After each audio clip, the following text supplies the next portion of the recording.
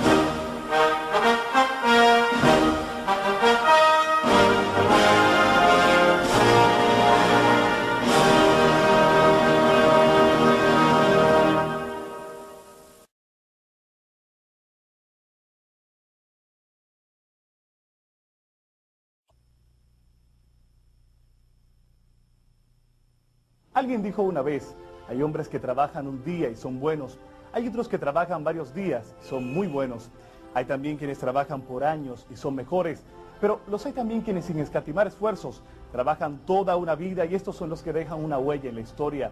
Al cumplirse un año de la muerte del Dr. Balaguer, los dominicanos aún llevan el recuerdo de uno de los hombres de mayor relevancia en la República Dominicana. Las empresas Gómez Díaz se enorgullecen en presentarles un recuento de lo acontecido desde el día memorable que el Dr. Balaguer fue ingresado en la Clínica Abreu de esta capital hasta su posterior muerte y sepultura. Pero antes, les invito a conocer la historia de este singular personaje.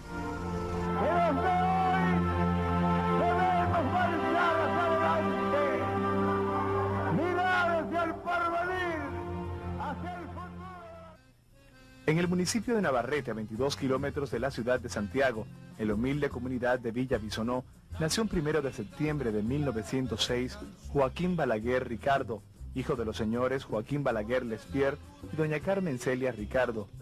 En una aldea de no más de 100 a 150 casas, extendidas a ambos lados del camino real que unía Santiago con el puerto nordestano de Montecristi, pasa los primeros años de su infancia, quien en lo porvenir se convertiría en uno de los hombres más sobresalientes de la vida nacional. Me llevaba como 8 años y un muchacho inquieto, desinquieto, y siempre teníamos muchos amigos, siempre viajaban a Río y teníamos un caballito que para ir a la finca de su papá en la atravesada. El hecho de haber sido el único varón entre 7 hembras le convirtió en una especie de niño mimado, razón por la que al parecer su ingreso a la escuela se prolongó hasta pasados sus 8 años de edad. Luego de estar en la escuela por un tiempo, su padre, al ver su poco interés en el estudio, decidió enviarlo a un colegio en Puerto Plata, del que posteriormente el pequeño travieso se escapó. Finalmente fue en la Escuela Paraguay de Navarrete, en donde terminó sus estudios primarios, una vez terminados los cuales ingresó en 1920 a la Escuela Normal Teórica, donde despertó en él la ardiente pasión por las letras y la poesía. Su dedicación y ardua labor dentro del centro de estudios le sirvieron de aval para ser reconocido como estudiante sobresaliente en varias ocasiones. Me cuenta la tía mía, que era esposa de un hermano del papá de ella, que el viejo Joaquín Balaguer Lespierre iba donde ella, decía, ¿qué te parece, nona? El Lito con 8 años no conoce ni la O.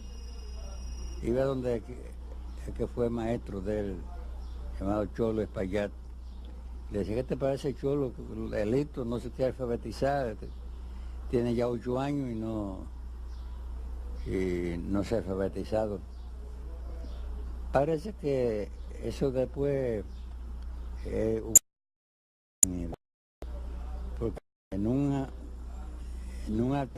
casa, entonces se encerró a esto y en el dintel puso un letrero que decía, para que su cita sea grata, no la prolongue. Era tal su afición por las letras que en todo momento llevaba consigo algún folleto o libro que leía en cada instante, aún en medio de sus clases. Es por ello que, siendo sorprendido un día por uno de sus maestros, fue castigado frente a todos sus compañeros. Lo que para el maestro constituía una indisciplina, para Balaguer era sencillamente la mejor forma de usar su tiempo. Balaguer finalizó sus estudios de bachiller graduándose con honores en el 1924 en la Escuela Normal Teórica de Navarrete. A partir de ese momento se abre la etapa más difícil de su vida como estudiante universitario, en la imposibilidad de trasladarse a Santo Domingo para inscribirse en la única universidad que existía en ese entonces. Optó por matricularse como estudiante libre, lo que le liberaba de la obligación de asistir regularmente a clases. En su búsqueda constante del desarrollo intelectual, Balaguer seguía fielmente los pasos de las principales figuras de la época, de aquellas cuya oratoria era excepcional.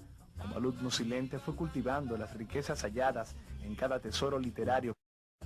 Dentro de esas experiencias que enriquecieron intelectualmente su vida, estuvo el encuentro con el político venezolano Rómulo Betancourt, quien sin duda fue una de las figuras más brillantes de la época.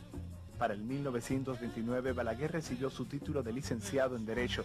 A pesar del poco amor que sentía por la carrera, comenzó a trabajar en un bufete de abogados justo en la víspera de la Gran Depresión económica que a escala mundial afectaba a las naciones.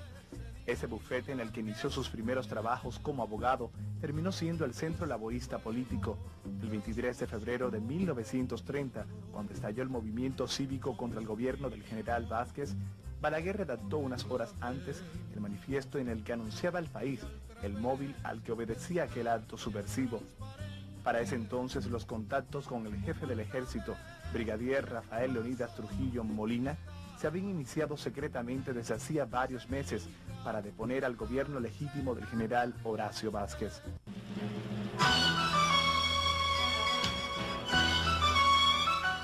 Una prueba de la confianza que tenía Trujillo en Balaguer fue el haberle nombrado en diferentes cargos relevantes en la administración pública. Los dotes de orador y las excelentes habilidades como ensayista literario, dotado de gran sensibilidad crítica, sitiaron a Balaguer en lugares distinguidos durante su carrera política. Testimonio de ello es el hecho de que, ante el paso de la dictadura de Trujillo, Balaguer ocupó la presidencia de la República en 1961, y aunque no pudo cargar por mucho tiempo la alta investidura presidencial, regresó a la silla de la primera magistratura en 1966, tras la derrota de sus opositores en las elecciones presidenciales de ese año. La caída del hombre que personificó durante 30 años el Estado dominicano, está naciendo un Estado de derecho. El edificio de la dictadura se ha desplomado y sobre sus ruinas hemos empezado a edificar, con paciencia y sin alardes demagógicos, un régimen fundido en los viejos moldes que nos legaron los fundadores de la República y que en el fondo no difieren de ninguno de los moldes seculares que creó el genio de Bolívar, el de San Martín, el de Washington, el de O'Higgins, el de Morazán, el de Juárez, el de Martí y el de los otros grandes próceres de la independencia americana. Durante el periodo llamado los 12 años, que data de 1966 y hasta 1978, Balaguer gobernó la República Dominicana. Esta administración se caracterizó por la exaltación de las libertades públicas, que por más de 30 años estuvieron encadenadas, como la palabra de un cautivo que, atado de pies y manos, usa su boca como único instrumento que evidencia su existencia. Nuevamente en el 1986 ganó las elecciones presidenciales, así como en 1990 y 1994. Su larga trayectoria política, sus largos años de entrega al servicio de los demás, su afán incesante a favor de los indigentes y más desamparados, su visión social del desarrollo y su excepcional habilidad política, sumada a sus brillantes dotes de estadista que se manifestaron en las 7 ocasiones que ocupó la presidencia de la República, pasaron balance en la postrimería de su vida. Entrado en la década de los 90, el líder reformista ya aparentaba cansado y abatido por las distintas batallas políticas que debió enfrentar durante su paso por la administración pública. Sin embargo, a pesar de sus deficiencias de salud, el doctor Balaguer no descuidó en ningún momento su contacto con el pueblo, que en tantas ocasiones le dio la oportunidad de dirigir la nación. Y es precisamente ese contacto constante con la gente lo que logró despertar en el pueblo dominicano la sensibilidad necesaria para estar atento en todo momento del estado de salud del exmandatario.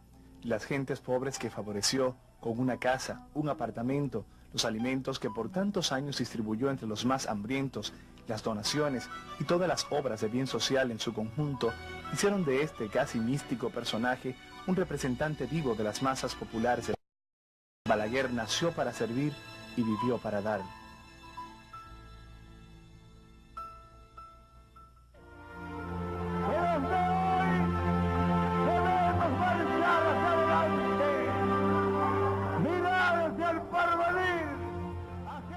Uno de los principios que revolucionó el mundo por completo fue la implementación del cálculo del tiempo. Los principios que consagran este enunciado describen la participación de 2 factores, la velocidad y la distancia.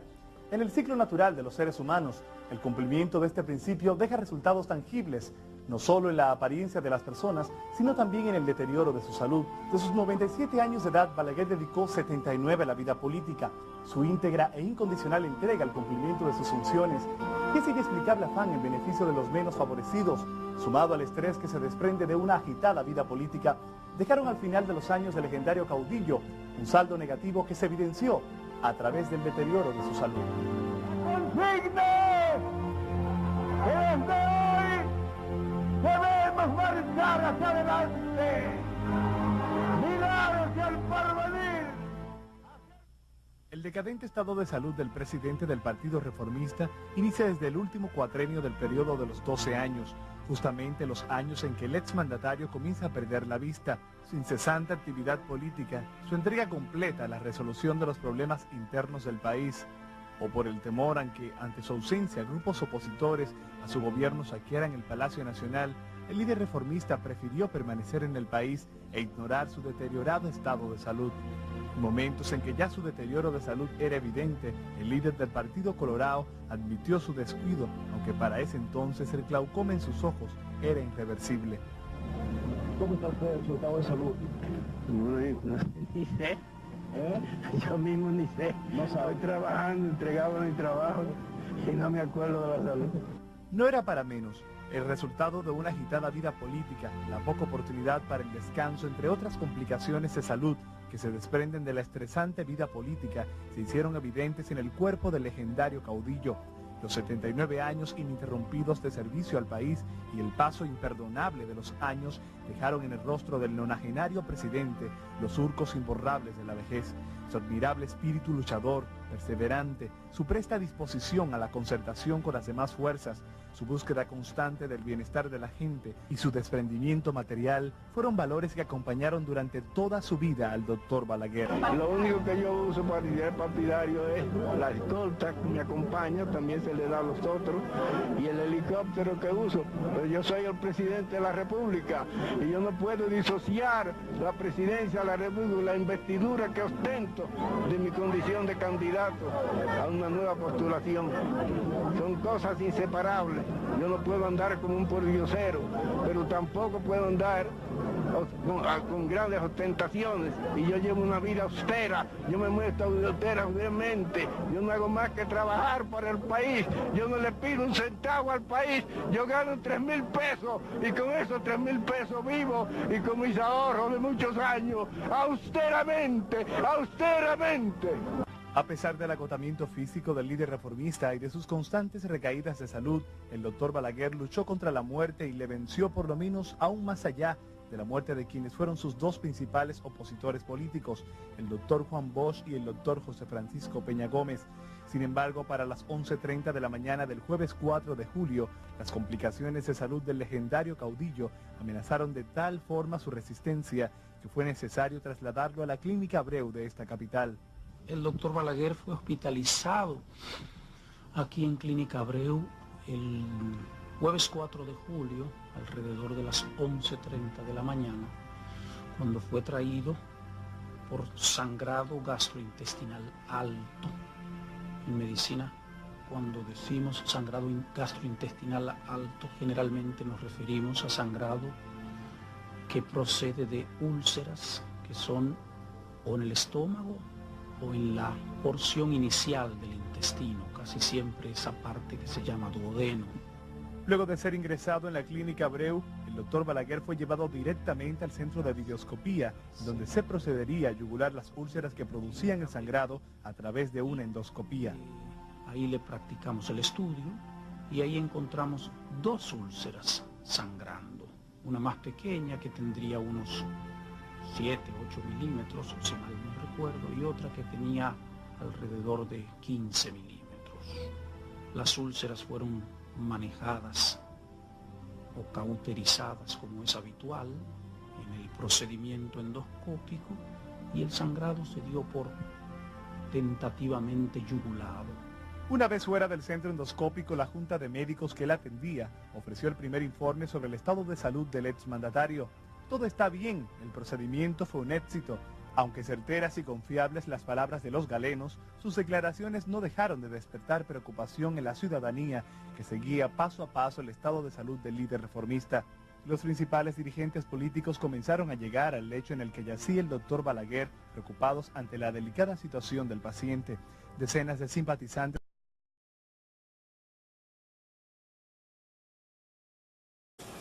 para señalar los rasgos fundamentales que han conformado mi pensamiento en todas las administraciones en que me ha tocado durante más de 20 años encabezar el gobierno de la nación.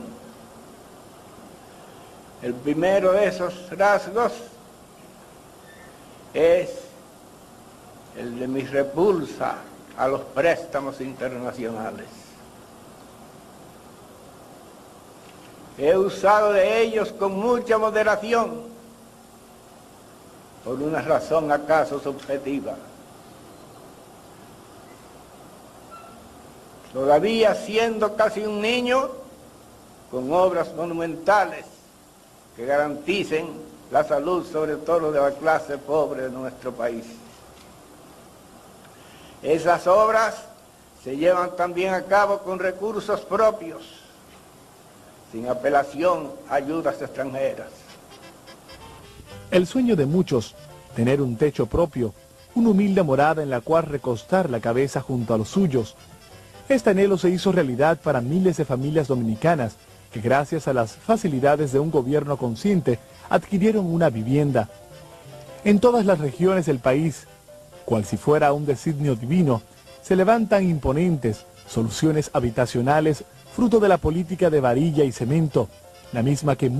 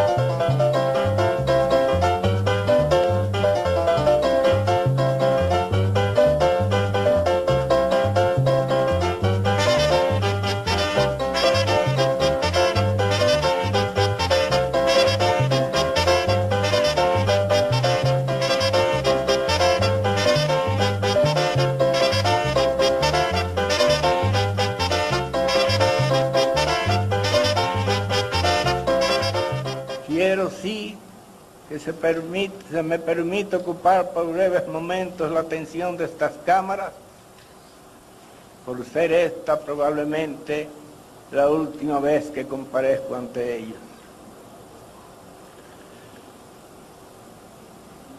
Ocupar su atención, vi caer asesinado en las calles de Santiago al civilista Santiago Guzmán Espaillat, quien se pronunció abiertamente contra un nuevo préstamo internacional mediante la prolongación de la Convención de 1907. No tengo que enumerar esas obras. Ahora mismo, en la propia capital de la República, se ejecuta la llamada presa Plaza de la Salud.